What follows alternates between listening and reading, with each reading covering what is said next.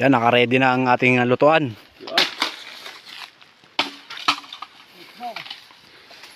Camping sa bundok, mga tropa.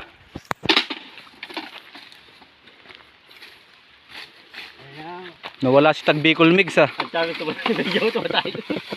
Tanga, tumae siguro lang. Mads, ano ginagawa mo dyan? Later nga pa.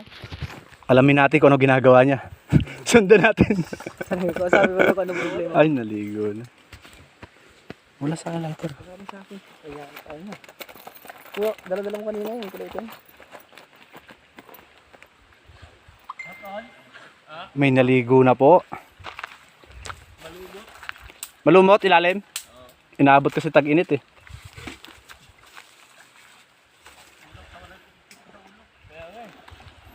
Dapat sila palinis mo ito ba? Ano yung swimming pool? Pero so, pag pupunta kami dito, palinis mo na yan. Matik. Yun. Napakabilis. Automatic na ang gasol. Ano yung pangalan ng ano mo? Tropang Bicol. Guys, follow nyo si Tropang Bicol at si Tag Bicol Mix. Mamaya palabas na sa Lolong, abangan nyo ako doon. Mga batang release. Di ba Lolong muna, Bads? Sunod batang release.